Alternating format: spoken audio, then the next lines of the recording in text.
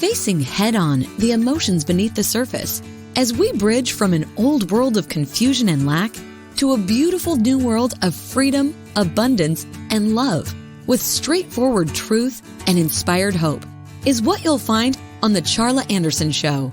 Collector and connector of fascinating people. And everyone is fascinating. Here's your host, Charla Anderson.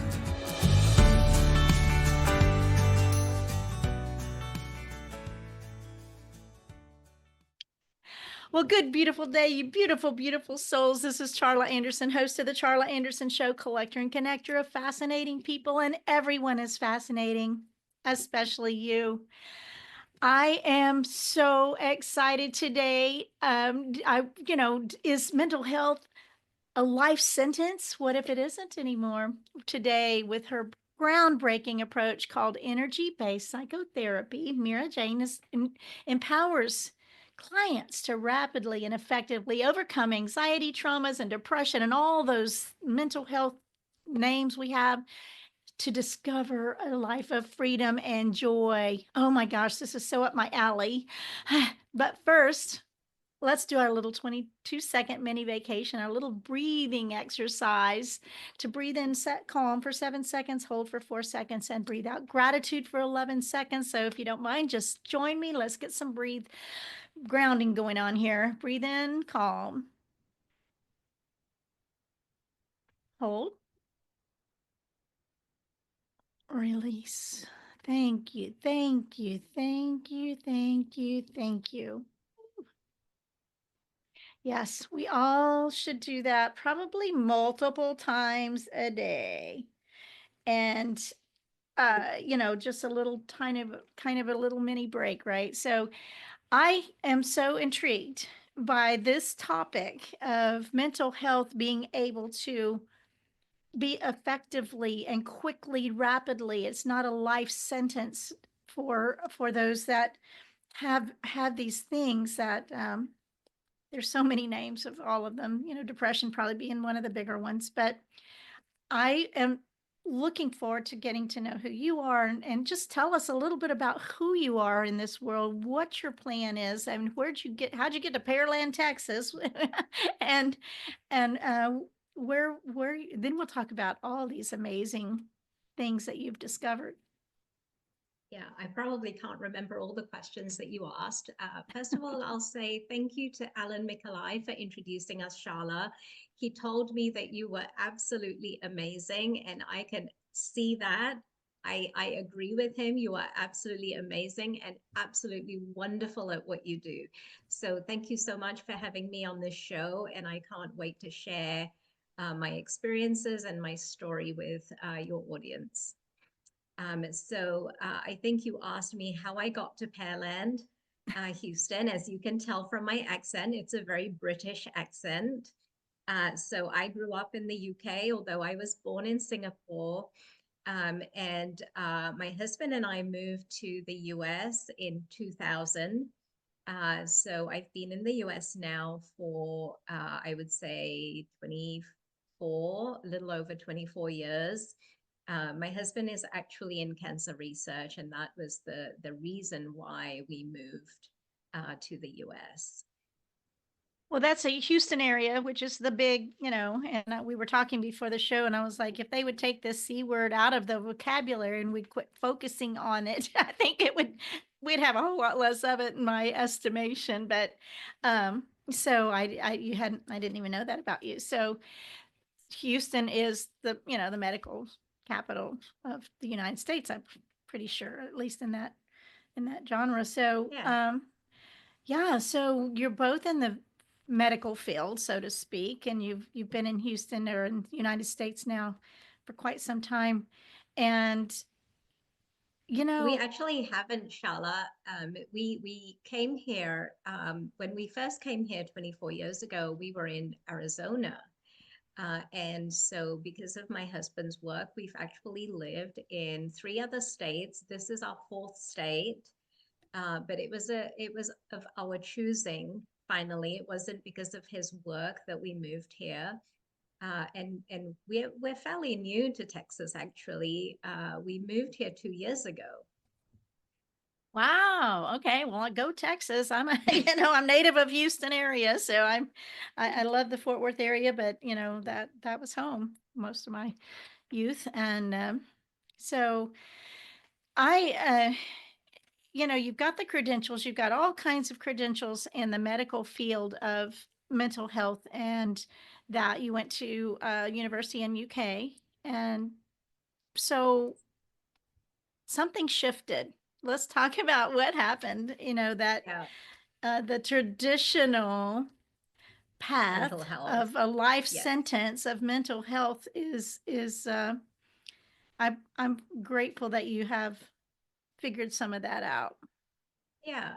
So my story is really going from traditional mental health to integrative mental health.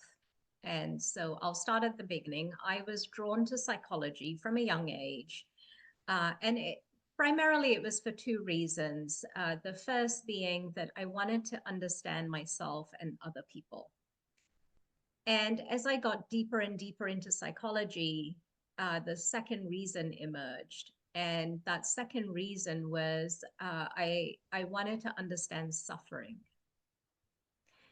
and help people transform suffering.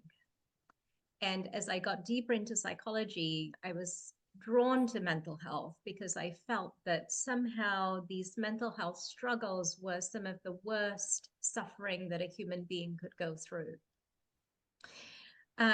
So after I graduated, after I finished my postgraduate studies, I was working as an assistant clinical psychologist in Oxford. And Oxfordshire has a number of mental health institutions, some of them old Victorian buildings. And my role would sometimes take me to different places, to different hospitals.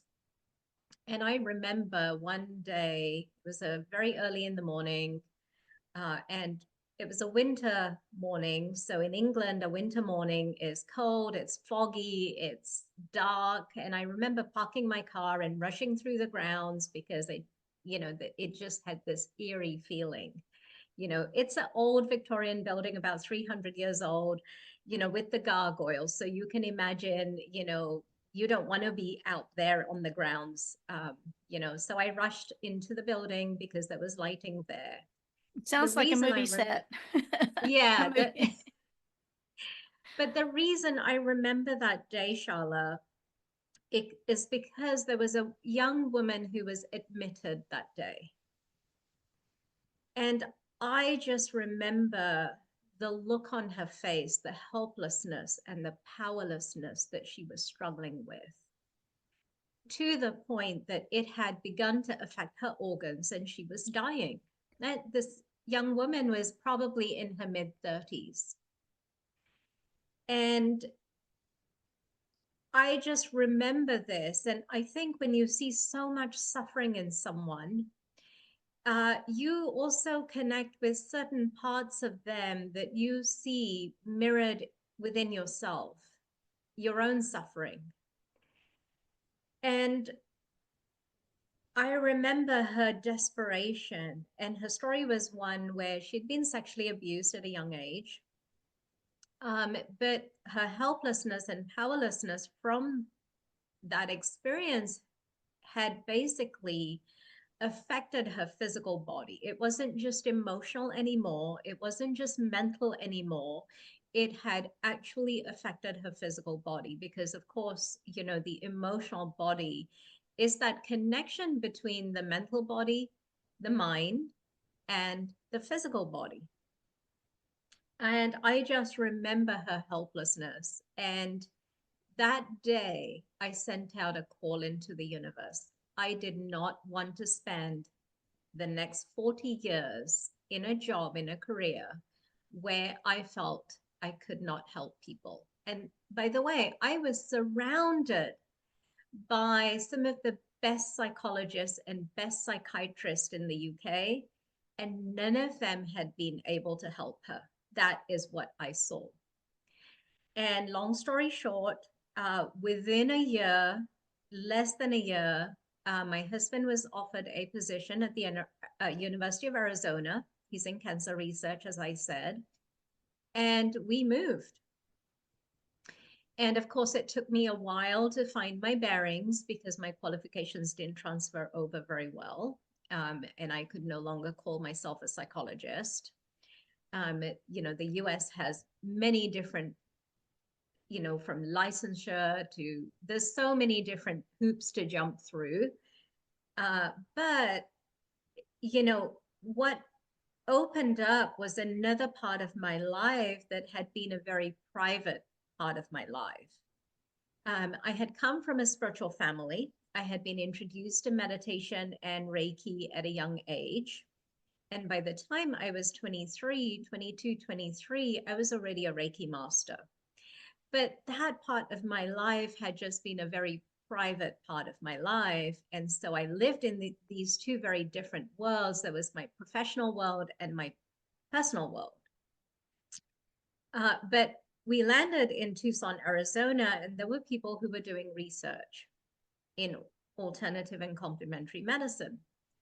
And all of a sudden, the blinders came off, and these two worlds began to collide. And I began to see what was possible. So I began some extensive training, and now I have over 30 years of extensive training in many different complementary and alternative therapies, everything from Reiki to meditation, to mindfulness, to hypnotherapy, to breath work. And what actually ended up happening was, and this was such an organic process, although sometimes when I speak about it, it seems like it's a very left brain thing. As these two worlds began to collide, and I began to talk about, Reiki and meditation and, to people around me, people began to come up to me and say, "Can you teach me? Can you work on me?" And at first I thought, I don't do that. And some of them would say, no, you are the one who's going to teach me. I'm not going anywhere else. You're the one who's going to teach me. Well, when that call comes, it's strong. And anyway, so that was my coming out of the closet party. And as I began to work on people, very organically, things began to unfold. Of course, I had a background in mental health. I had come from that, education and the experience of working in mental health. But now I was able to start integrating these other things in. And in the beginning, it was, I was just doing, whether it was Reiki or meditation, it wasn't really on my mind how I begin to integrate these different modalities.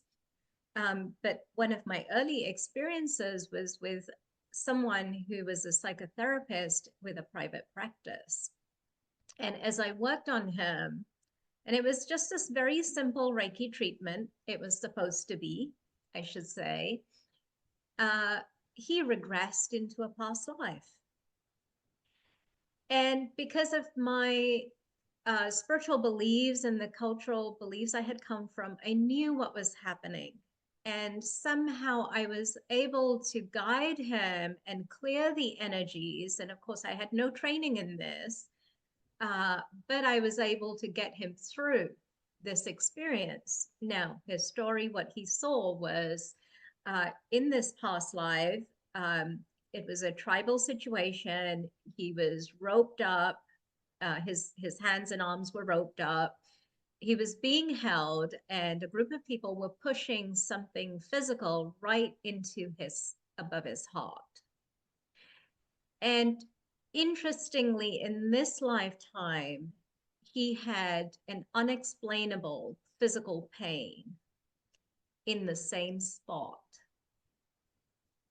that nothing, no doctor, nobody could diagnose what it was. It was unexplainable. And what he came back and shared with me after the work we did was that pain was gone. It no longer was there. So I got very excited by this experience. And because I had come from a scientist practitioner background, I was very used to asking many questions. And one of the questions I asked, of course, this is the left brain stuff. One of the questions I asked was, well, what if I could do this from A to Z? What if someone came in and they had a particular struggle? And what if that struggle was connected with a past life or several past lives? Could I help them through this? Would they shift? Would they transform the struggle? And what was interesting was I found that I could. Because, of course, I was calling up all these friends and people that I knew or had met within the spiritual community and offering them, these sessions because I was sort of in a training, but my own private training. And as I began to work with this, I also began to encounter some very heavy energy and found that I didn't have the tools on how do you not take it on? How do you stay protected and clear yourself to where you are not affected, but you can help the other person? So I arrived at a point where I knew I either had to stop doing this work or I needed further training. And what was so interesting was there was a group of healers I was connected with, and one of them had met someone in the Netherlands who knew how to clear heavy energy. And she was organizing for this man to come to the US and facilitate some work and some training. So of course I went along. I went through the experience first and then got trained. And now I had some additional tools. But of course, as you begin to work with something, there's new information that begins to come in. So in my hands, it completely changed, and I received new symbols, I received new information, and it was almost like being You just froze up a little bit. I'm going to talk till you come back.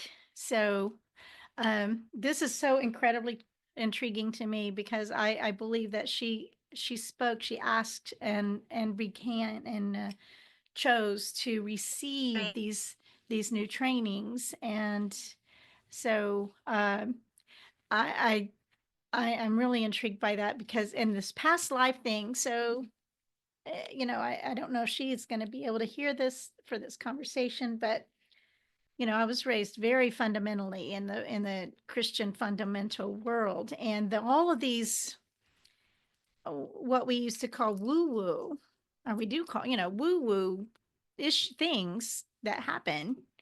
I was very resistant to, but witnessing. Are you back? Let me get you back up here on my screen, right? Just a second here. Yeah, you froze up for a second, so let me add. Yeah, you were frozen as well. I did what you told me to, which is keep talking, and then it just cut out. Yeah, so I just started talking. I don't know what's going to be ended up picking up, but I started talking about being raised so fundamentally in the Christian world that all that woo-woo stuff was oh, you couldn't even buy a book about it. So I'm going to I want to make sure you're still co-host. I think you are. Anyway, I just want, it's really tricky to me to have been so rigid, and what I've learned over time is I've witnessed too much to not believe that God doesn't have a box. There's no box of the creator, right? He in my religion is better than your religion. Religion to me, and not just to me, but the definition is return to bondage. And so much of our culture has been controlled and limited who we are, who we think we are, and our power. I believe that if God can create it, he can heal it. If we are created, we are able to be healed. And so here Absolutely. we're in this conversation that I am very intrigued by this, because you already had a lot of that training anyway. And yes, if you don't read the energies and the past lives, I mean, most people would not even think that most people that I was raised with would think that's just crazy woo-woo stuff. But I've witnessed too many places and Yeah. times and things, and so I think that this is amazing. So you created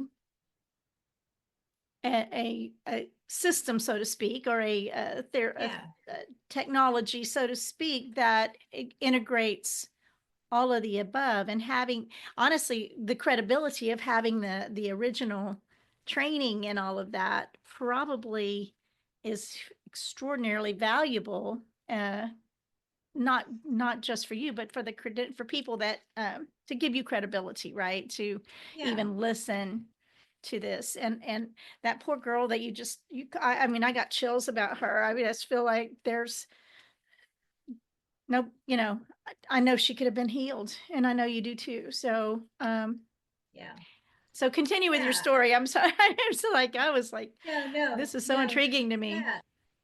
So, it began with exploring past lives, but at some point, and then being able to clear energies. And with that energy work, I ended up developing an energy work that was very unique and different to anything that was out there, just because of all the information that I was receiving. I would receive a little bit of the puzzle, a piece of the puzzle. When I understood it, they would give me another little piece. And I needed to understand not just that piece, but how the two fitted together. And so this journey continued over a period of 15 years. But beyond the energy work, I was working, because of the background I had come from, it was very, very natural for me to use cognitive interventions.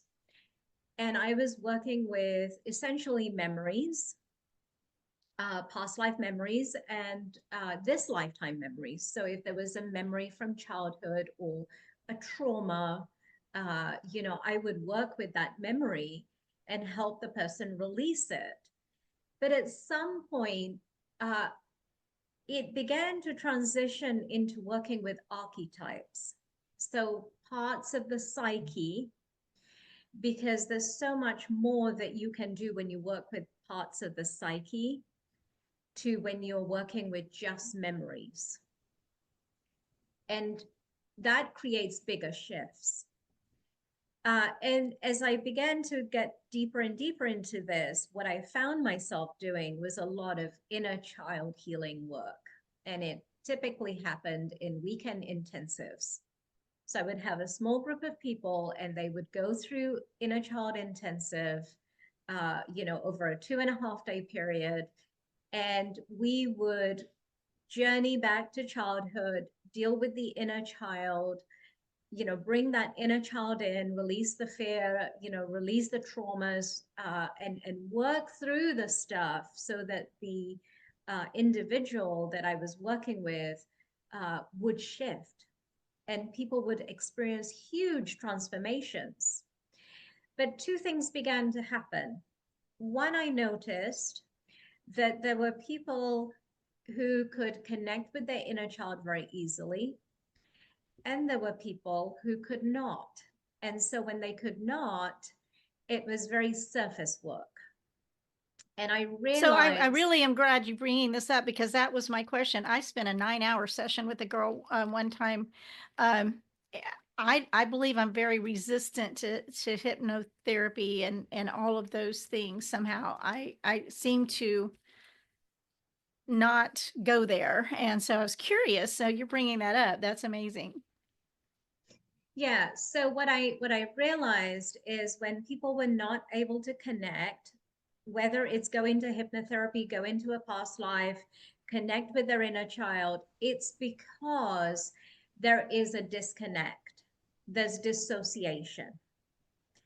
And in fact, when you look at almost every mental health disorder that's common, I'll say the common ones, so anxiety disorders, in especially even with PTSD, because that is an anxiety disorder, you know, mild and moderate depression, dissociative disorders, suicidal ideation, any form of trauma, there is always dissociation there.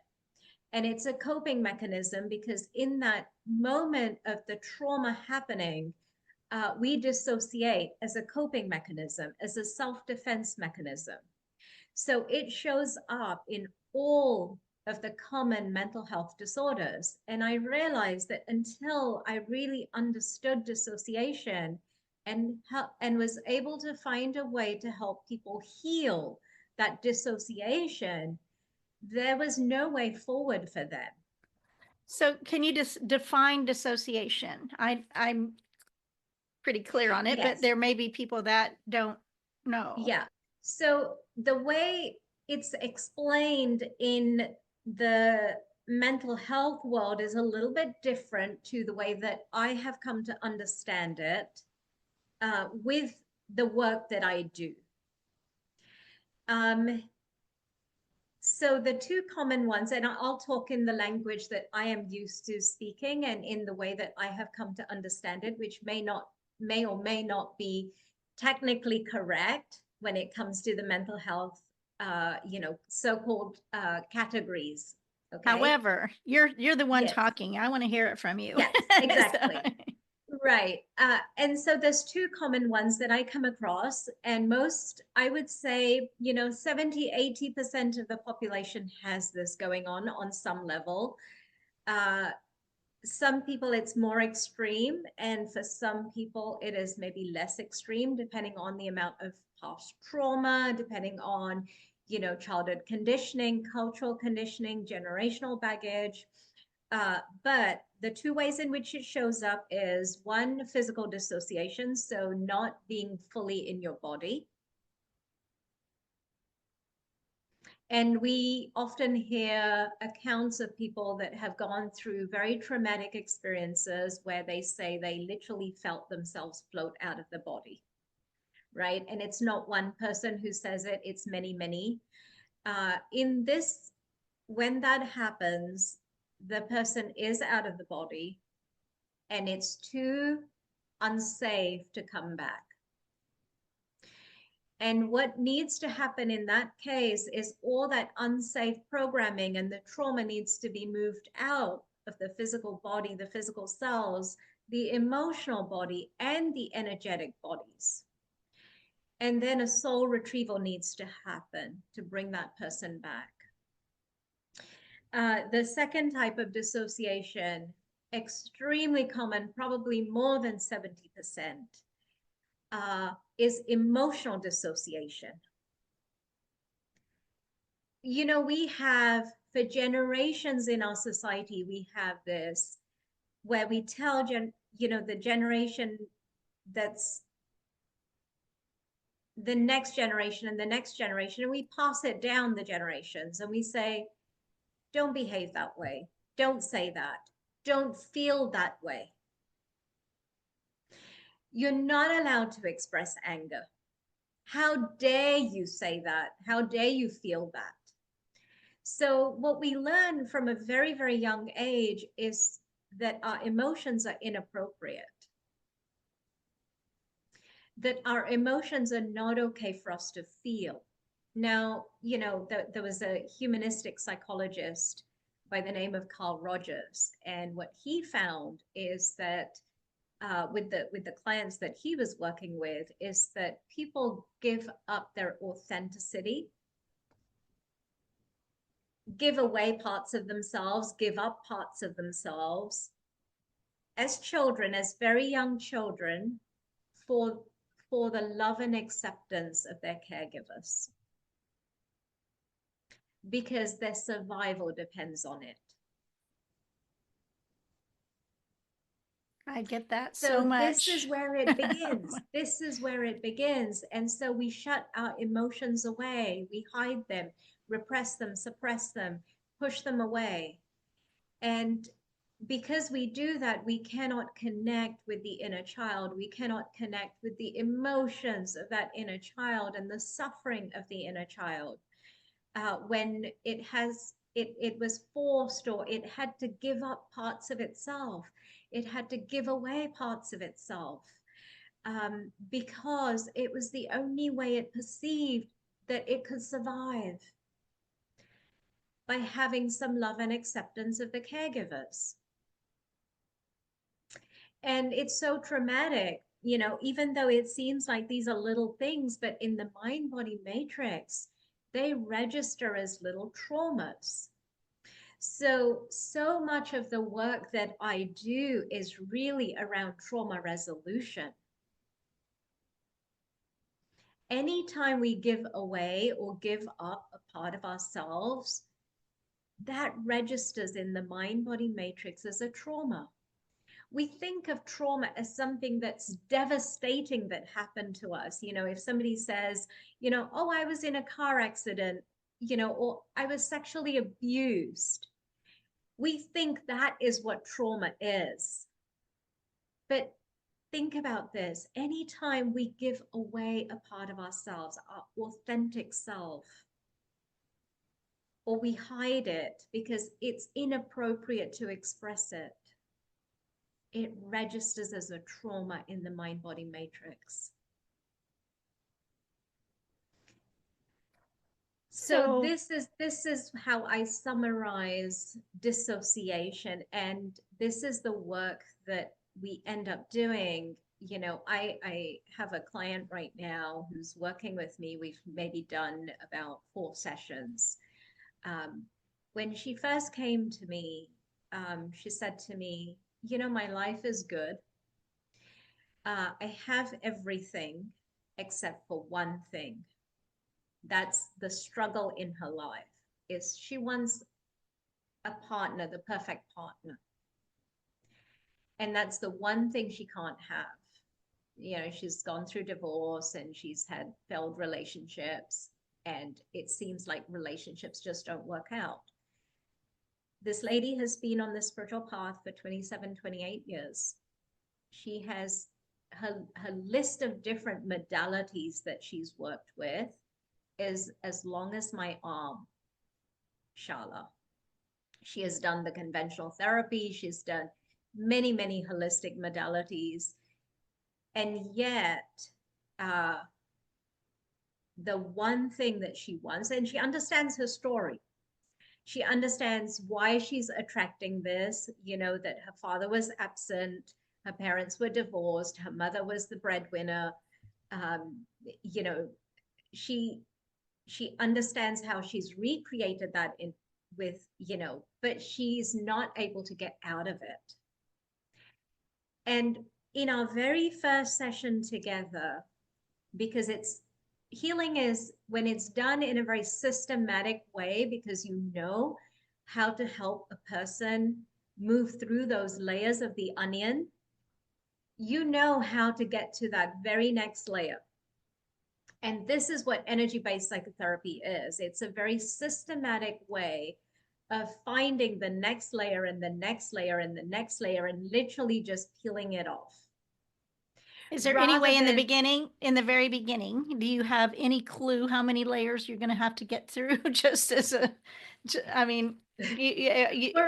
we're also different, right? Mm-hmm. But most with dissociation, what I have found is typically, it's 6 to 8 sessions is what it takes to move through dissociation. But that's not a lifetime of No. a diagnosis. That's a very short period of time. Yes. And I'm so grateful that you have that. And before we go, there's so much I want to know, but I want you to, how do people find you? How do they spell your name? All of those things. Let's just get that out, because I don't want to forget at the end.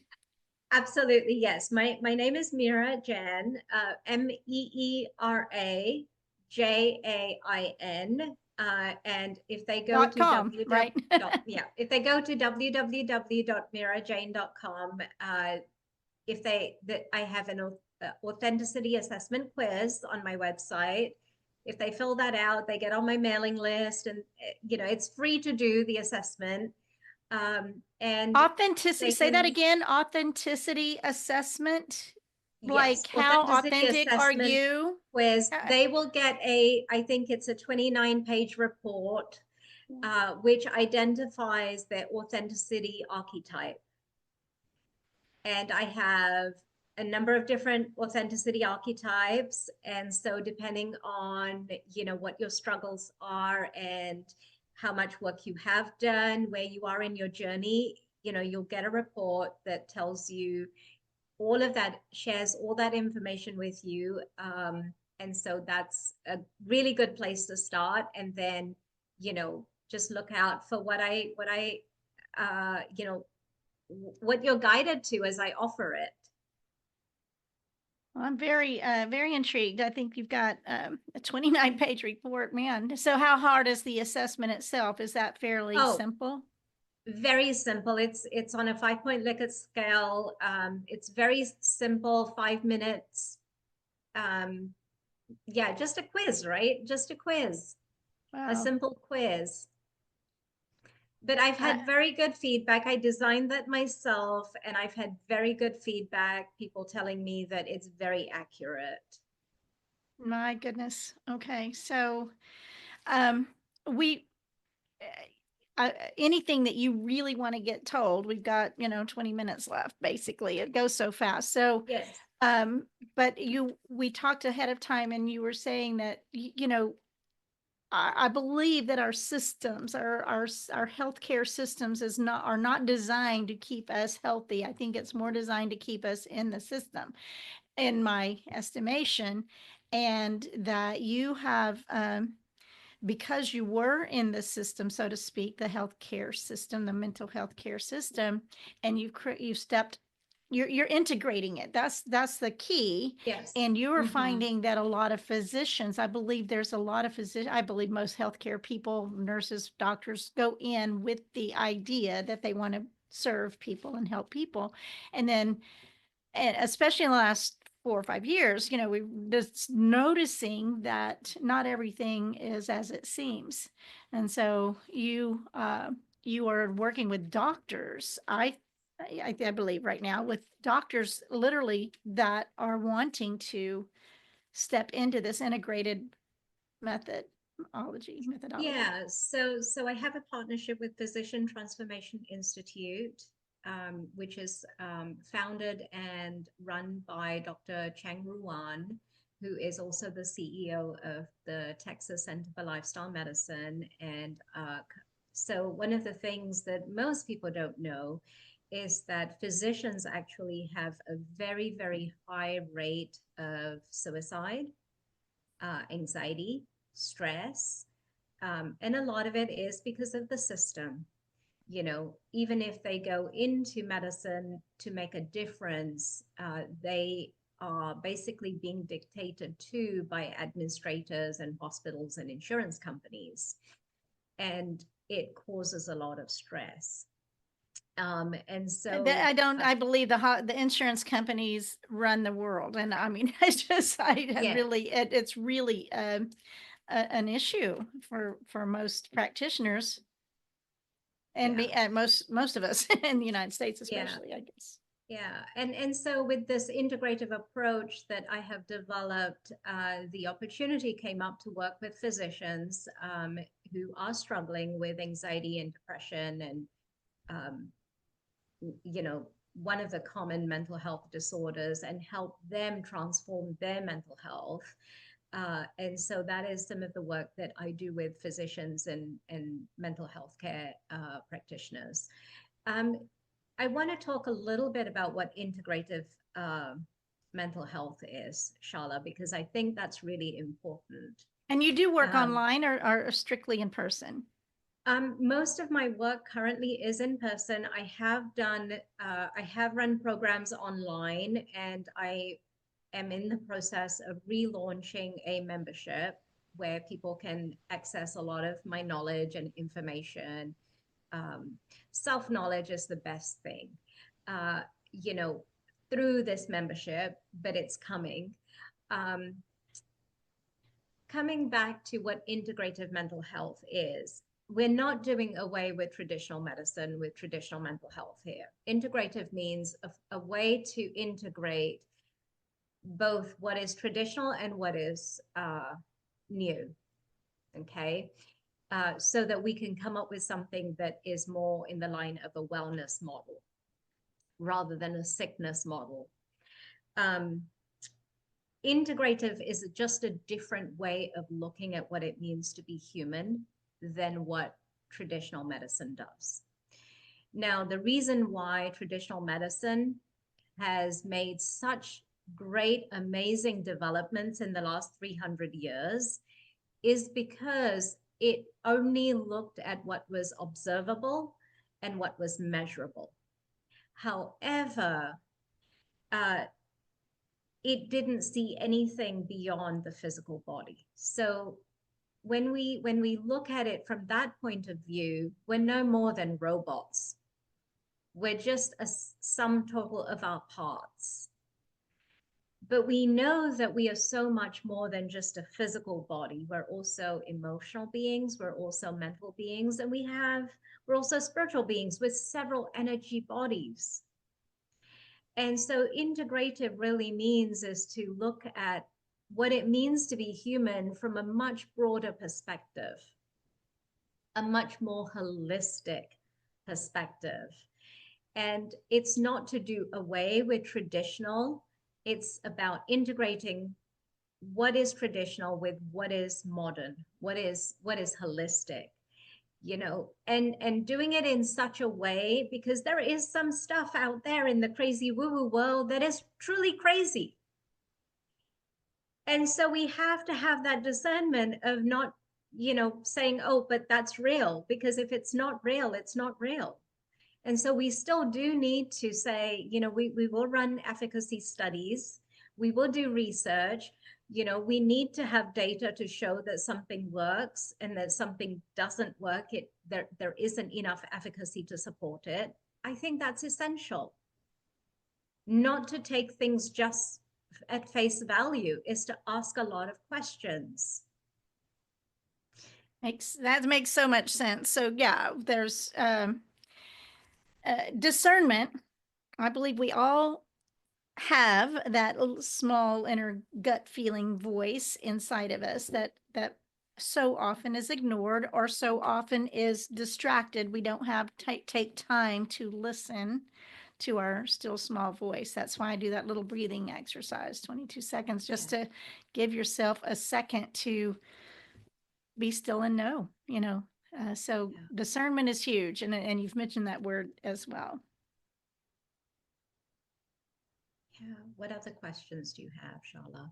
Well, what is did you mention a someone you were working with, maybe a doctor that you were working with? Yes. You were wanting to kind of explain, or maybe it's an example of what you're talking about. Yes. Okay. So, you know, I started my story with, you know, this woman who had sexual abuse in her childhood and who, you know, it basically began, her helplessness and hopelessness began to affect her physiology to the point where she was dying, her organs were giving up. A few years ago, I had a client. We had moved through dissociation. You know, we were doing some inner child work. And what came up was very repressed sexual abuse from childhood. So I was able to move her through that in 2 sessions. 2, wow. Because when that dissociation is healed and you connect the individual, the client, with that part of themselves that is the suffering part, it does not take long for the transformation to happen. Wow.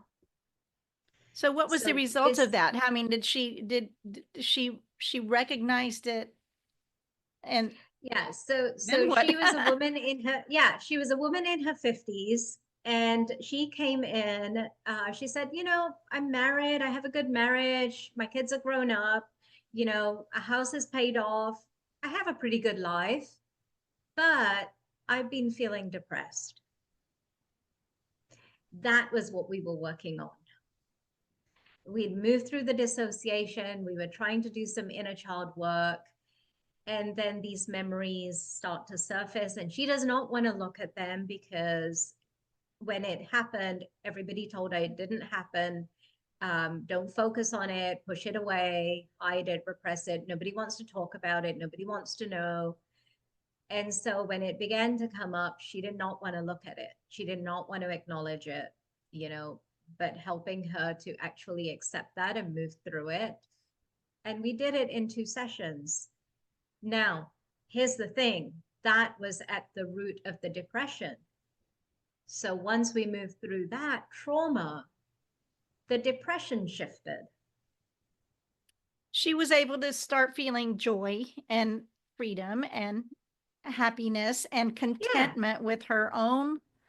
She knew she had everything she needed, right? Yes, So, I do believe that there's the sexual trauma from in childhood is abhorrent, and I believe it's probably much more prevalent than even what the stats say. Probably that because we don't. absolutely. She wouldn't have said she had it. She had forgotten it or chosen to suppress it. So Yeah, I think that because it's so inappropriate in our culture to acknowledge something like that. well, it's so inappropriate to that it happens. That's what, and then then we Absolutely. can't talk about it because, oh, but he's such a nice guy, or whatever. And it goes deep, that had that particular topic. And if you can find a way where she had repressed it so much, and then she had no idea that that was the undercurrent in her Yes. whole life was, everything's fine, everything's fine. Actually, you're talking this is this all there is a lot of the terms, I believe, that this 50-year-old person, this kind of my target audience, who is that all there is? What's next? How can I make a difference in the world? Is there something else I want to do? And getting past that, where she's like, wow, I have joy, I have freedom. I don't, I can't Yeah, even I can live imagine. again. I can be Yeah, present. I don't have to feel sad. I don't know where the sadness is coming from. But then it shifts and you don't have it. You can actually live life. that's amazing. So, yeah, so she's, when you say 2 sessions, so she's not, I mean, you're not looking for lifetime clients like some, laying on the couch type of things. 10 years later, you're still talking about what's past. So to No. me, that's a difference almost in coaching and, Yes. and therapy. Is like a therapist wants to focus and continue to talk about what went wrong, and a coach or those of us are like, let's figure out what's going on and how can we live a life of joy and freedom and optimism Yeah, and contentment, absolutely. and leave a Yeah. legacy of those things. That's a lot of what I talk about. So I'm extremely excited to know that you've created this. Now, are you training other people to do it? Are you just being? Is there? Certainly, it's got to expand. Yes, I have plans to train other people. I am currently not doing that, but I will start to do that in the near future. Um, my hope is to be able to train healthcare professionals, and this is something that I can put into their hands so that they have this tool to share with other people.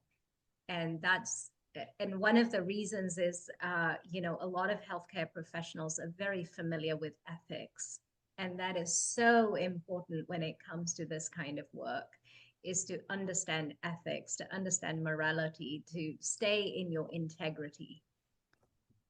Exactly. Oh my gosh. Yes, absolutely. Integrity is the highest. I mean, it means honoring your word. It's the highest Mhm. value there is, and understanding their values and not compromising. So Yes. that's where we talked about Alan Mikolai. Man, that's him.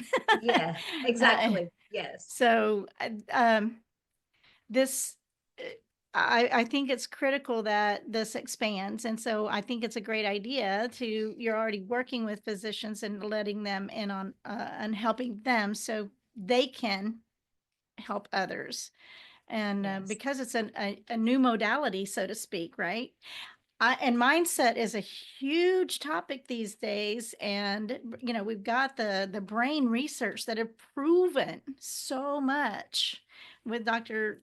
Joe Dispenza and Bruce Lipton and Greg Braden, those brain research people that are out there. And then we've got, you know, people that are talking about shame, and we're talking, so all of these things, it's like the right place at the right time to get this Yes. out there and serve our communities, our humanity, to we live in joy. I mean, I think there's so many, and I call it a spirit of offense, but quit taking things personally. And the four agreements, where's my book? The four agreements about not taking things personally and not making assumptions and not being impeccable with your word and always doing your best. Those are four agreements. And what happens if we start not taking everything personally, not having to be offended by everything, and I think when we have triggers, we have to understand that the triggers are inside of us and they often come from a wounded place. And so when we are triggered, we need to go back to that wounded place and look at that wounded place and heal that, as opposed to what we typically do, which is to point the finger at somebody else. much that's so true. The blame game, and I have a lot of my sayings. I say them almost every week, but it's like unconditional love, unconditional forgiveness, not unconditional boundaries, right? So Yeah. and another, I always add to that, and the harder people are to love, the more they need it. So you're the one trying to find out how they can. This is the deal. People don't love themselves enough Yeah.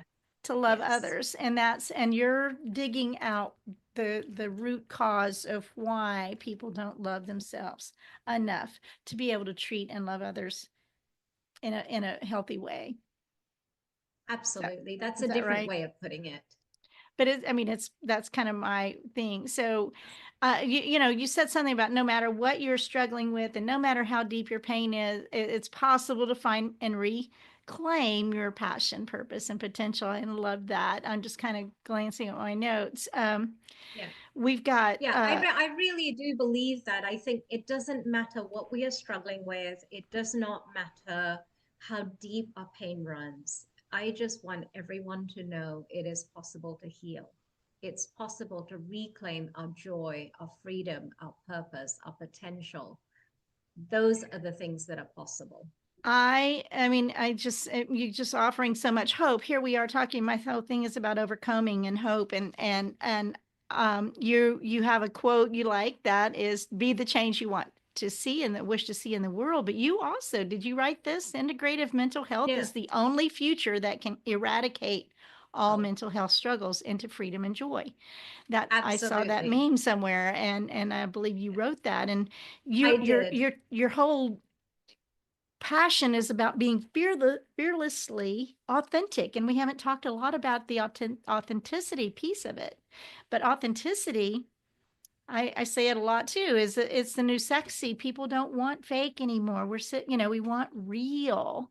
And so when you can unlock your full potential by transforming anxieties into freedom and joy, and I found this quote, I somewhere in some of your stuff, you can never, I mean, you can discover more about a person in an hour of play than in a year of conversation. That's Plato wrote that back in the day, right? So Yeah. I think fun is missing. I think we're so engaged in our stuff and we think we're having Mhm. fun because we're playing games or, whatever it is. But are we having fun? Or are we just killing time, right? So, That's it's a symptom of dissociation. And who doesn't have it these days? We're all walking around. This is not the problem. The problem is dissociation. And this is a symptom. That's how dissociated people cope. And I believe it's also becoming almost a habit. I mean, it's a habit too. I mean, once you get started that, then you can't get to the bottom of the list of things they want you to watch. I mean, it just keeps showing up. And so there's disconnects us from what's around us, right? It disconnects us from the present moment. It disconnects us from being here in our body. It disconnects us from the people who are around us. And it's like, look at this, and we're all, we engage the next person into these. It's not that they're bad or wrong. It's just that there's so much of it, and we're not present in our little life. So I have a 3-year-old granddaughter that she's brilliant, and I'm not saying that as a grandma so much, but she truly is so incredibly smart and coordinated and all kinds of things. And I want her to not have these things. And so when you talk about your target market, what you're not talking about that age group, but I want to know how can we continue to encourage her expressions I think she'll be on stages speaking with me in the next, she's 3. So I think in 4 or 5 years, she'll be out there traveling with me. I think she's got a gift. And I know it's because of me, right? My brilliance, but so actually she's just own it. Why not? Special, and why not? I would show you the picture of her if I could on my phone. Anyway, so I want to encourage that type of understanding that your feelings there's nothing wrong with your feelings. It's how you handle them, right? The feelings are not right or wrong. It's how you handle them that matters. And so we're down to the last 2 minutes. Is there any last words you want to say? You want to close absolutely. out? I want to expand on the feelings bit. So oftentimes we don't know how to process through our emotions, because emotions are energy in motion, that word. It literally is tiny, tiny little molecules that are physiological. And this is backed by research by Candice Pert, who was a neurophysiologist. And when we experience negative emotions, there are tiny, tiny little molecules that are released in our bodies. And over time, they will manifest as something physiological, like a disease, like an illness. So when we do experience these negative emotions, if we have the understanding that they're coming from a past wound, we need to learn techniques to actually process through those emotions and release them from the physical body. And that is something that we are not taught. So that's one of the things that I do teach my clients, my students, is how do we become aware of ourselves? How do we stay within our body? How do we acknowledge what's coming up? How do we process through it and release it? Well, Meera, this has just been a beautiful time together. I'm really impressed with your wisdom and your work and your dedication to all that, and I feel like it was divinely orchestrated through all those changes you've had. So the Charla Anderson Show, Collector and Connector of Fascinating People. Join us every single week as we look, and we're going to look for Meera. Is how you say your last name? Jain? Jain. MEeraJain.com. Find her. Let's keep this story going. And thank you for joining us today. See you next week.